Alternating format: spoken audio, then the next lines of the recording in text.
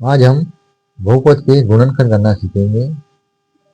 बच्चे नियमों में बंद कर रह जाते हैं, इसलिए वह बहुपद के गुणनखंड में प्लस माइनस की गलती कर देते हैं। इस वीडियो को अगर ढंग से देखेंगे तो प्लस माइनस की गलती न होगी। हम सर्वप्रथम इस बहुपद दिया गया हुआ है 3x² प्लस 10x प्लस 8। इसमें आगे की संख्या दी हुई है, x का जो गुणांक है 3 और 8, इसका मल्टीप्लाई कर देंगे। 3 इंटू 8 इक्वल टू 24। अब हमारे पास 24 प्राप्त हो चुके हैं।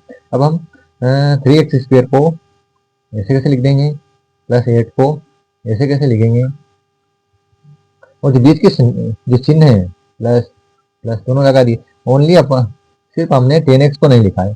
10x को दो संख्याओं में इस प्रकार डिवाइड करेंगे कि मल्टीप्लाई करने पर 24 आए और यहाँ पर प्लस का चिन्ह है, मतलब जोड़ने पर 10 आए। अगर यहाँ माइनस का चिन्ह होता तो घटाने पर 10 आने चाहिए। प्लस का चिन्ह है तो जोड़ने पर 10 आना चाहिए, और माइनस का चिन्ह हो यहाँ पर तो घटाने पर 10 आना चाहिए। अब हम देखते हैं कि यहाँ पे प्लस का चिन्ह है तो दोनों चिन्ह सेम होंगे।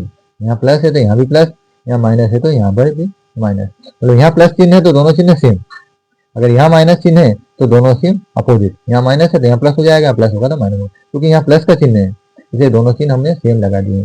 अब इस 24 को दो संख्याओं में किस प्रकार से विभक्त करें कि जोड़ने पर 10 और मल्टीप्लाई करने पर 24 आए। इसके लिए हम एक फार्मूला अपनाएंगे, बिल्कुल सरल है। इसको अपन हम देखते हैं कि 24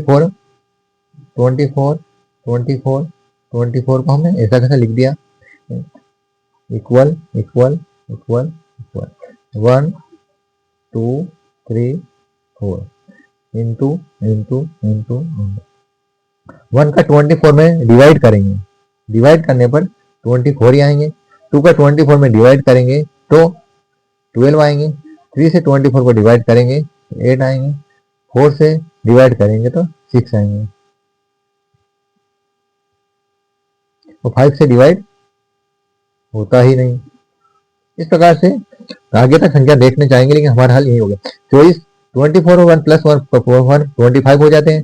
12 प्लस 2 14 हो जाते हैं। 8 और 3 11 हो जाते हैं। 6 और 4 को प्लस करते हैं तो 10 हो जाते हैं। मतलब हमारे पास जो संख्या प्राप्त हो गई है 6 और 4।